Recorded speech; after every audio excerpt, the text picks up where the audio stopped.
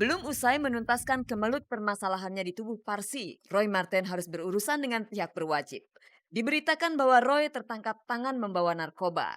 Kemarin malam Roy Martin diperiksa pihak kepolisian Polda Metro Jaya.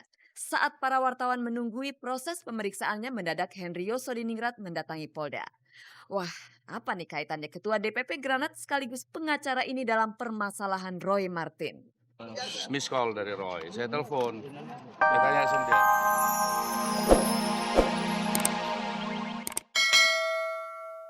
Selamat pagi pemirsa, selamat bergabung kembali di Gospot. Channel Anda akan menghantarkan gosip-gosip serta berita-berita pilihan dari kalangan selebriti untuk Anda. Tak ada yang ditambahi, tak ada yang dikurangi, dan tak ada yang memanas-manasi. Jangan lupa pemirsa ada kuis berhadiah 3 juta rupiah untuk 3 orang pemenang. Kalau Anda mau hadiahnya, jawab pertanyaan kuisnya. Caranya mudah sekali, ketik GS spasi jawaban A atau jawaban B dan kirimkan via SMS ke nomor 6288. Jadi simak beritanya dan jawab pertanyaan kuisnya di akhir tayangan nanti.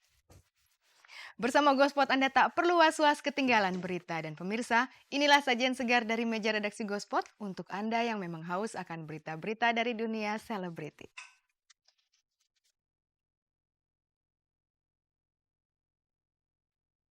Roy Martin telah ditetapkan sebagai tersangka oleh Polda Metro Jaya dalam kasus narkoba. Pesta akbar pernikahan Ami dengan Taufik Hidayat disiapkan dengan matang oleh Agung Gumelar. Ferry Juan tak terima dikatakan mandul oleh pihak Zarima. Berawal dari sakit gigi, Uli Sigarusadi mengalami stroke ringan. Drama Raja, Seno Aji Wibowo dianggap melupakan ibu kandungnya.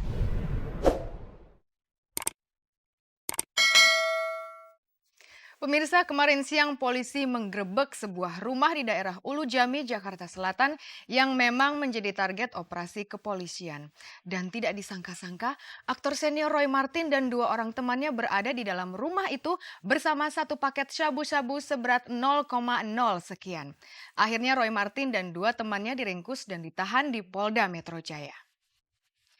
Ketika Roy Martin tengah diperiksa, pengacara kondang Henry Yosodiningrat datang ke Polda Metro Jaya. Nah, apakah Henry akan mendampingi Roy sebagai pengacaranya? Tapi, apakah mungkin karena Henry adalah ketua umum gerakan anti narkoba? Lantas bagaimanakah dengan status Roy Martin sendiri? Pemirsa simak liputannya tentunya hanya di Gospot.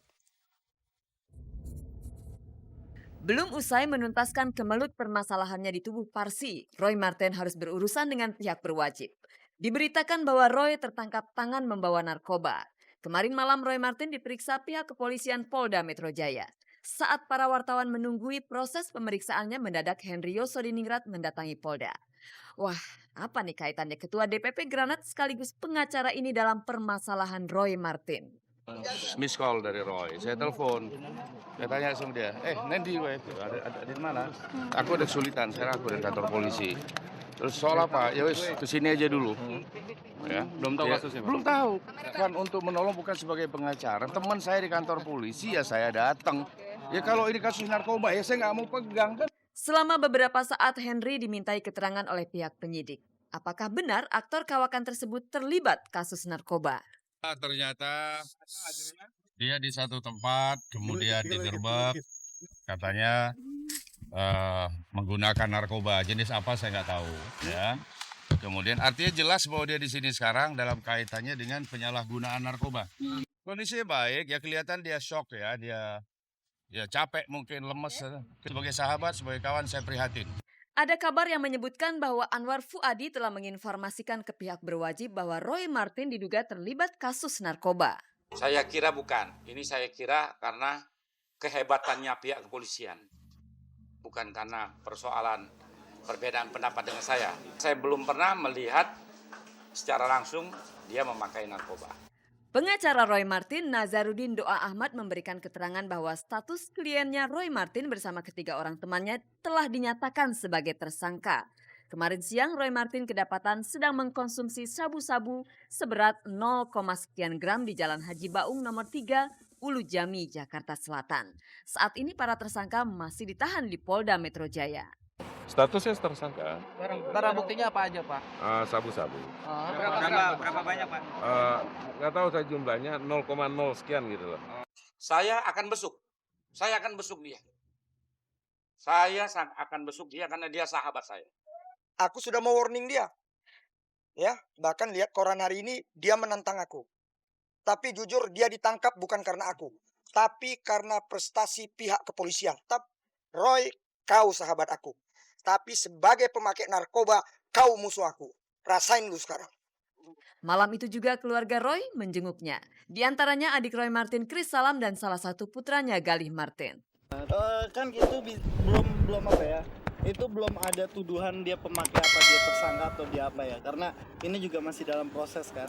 Ya namanya keluarga sih kaget ada, tapi kan setelah kita lihat keadaannya kita juga masih nunggu dalam prosesnya dulu ya. Kalau dia jadi tersangka, ya jadi usahain aja gitu. Mau ngapain lagi? Maksudnya nggak ada keinginan dalam bentuk upaya dari keluarga sendiri. Saya harus ngomongin sama keluarga.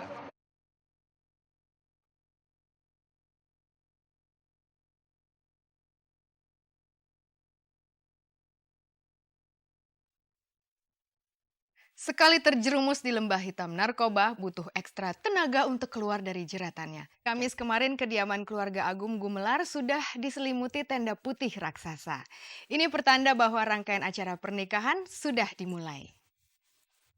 Awalnya para wartawan sulit untuk mendapatkan akses masuk ke dalam rumah karena acara penyantunan 100 anak yatim piatu yang dilakukan oleh keluarga Agung Gumelar tertutup untuk pers. Namun akhirnya tuan rumah bersedia memberikan izin, bahkan wartawan mendapatkan keleluasaan untuk mewawancarai Agung dan Linda Gumelar.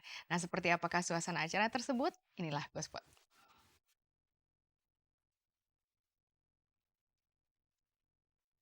Bisa jadi pernikahan Taufik Hidayat dengan Army Dianti Gumelar mampu menandingi megahnya pernikahan anak orang nomor 1 Indonesia, Letu Infantri Agus Harimurti Yudhoyono dan Anissa Pohan. Coba saja Anda perhatikan, belum mencapai hari H saja kemarin kediaman Agung Gumelar yang terletak di Jalan Panglima Polim 3 Jakarta sudah dijaga ketat oleh sejumlah anggota Kopassus dan polisi militer. Kemegahan juga terlihat dari kondisi badan rumah yang hampir seluruhnya terlingkupi tenda putih bak kelambu raksasa. Di dalamnya sedang berlangsung acara penyantunan 100 anak yatim piatu yang berasal dari satuan Kopassus dan sekitar daerah Tebet. Hari ini tadi kita awali dengan kita berikan santunan kepada anak-anak yatim piatu. Ini yang pertama yang kami undang adalah anak-anak yatim dari Kopassus. Karena memang Pak Agung besar di sana, lahir di sana. Kami berdua juga bertemu di Kopassus.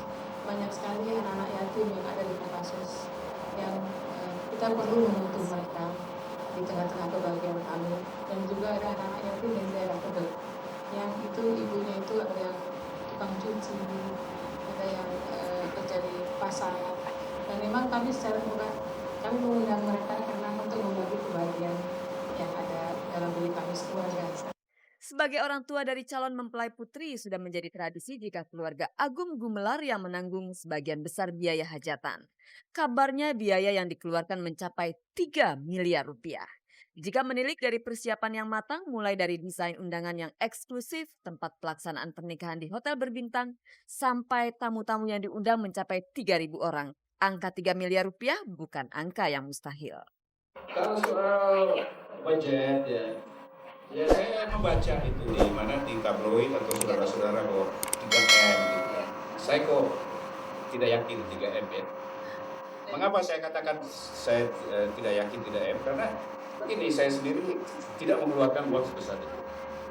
Yang jelas saudara-saudara, mungkin karena falsafah hidup saya adalah hidup adalah kawan. Kawan 1000 masih kurang, musuh 1 sudah kebanyakan. Jadi mungkin karena banyak kawan ya, banyak yang membantu, banyak kemudahan-kemudahan yang diberikan. Acara pernikahan Taufik Ami betul-betul dipersiapkan dengan matang. Bisa terlihat dari desain undangan yang disisipi kartu free parking serta kartu pengambilan cindera mata. Ini memang pesan Agung Gumelar agar para tamu merasa dijamu secara eksklusif. Saya tidak ikut campur ya, soal undangan, soal apa, sepenuhnya terserahkan kepada panitia. Cuma satu yang saya minta kepada panitia itu, yaitu bahwa acara seperti ini itu outputnya akan menimbulkan suka dan tidak suka, senang dan tidak senang, puas dan tidak puas. Nah, saya minta kepada panitia, please, tolong, saya bilang, bisa diminimize ketidakpuasan orang. Agum dan Linda Gumelar mampu mempertahankan biduk rumah tangga mereka selama 33 tahun. Adakah pesan bagi Ananda Ami agar rumah tangganya dengan Taufik kelak selanggeng ayah ibunya? Pesan saya waktu itu sebelum ke jenjang ini juga.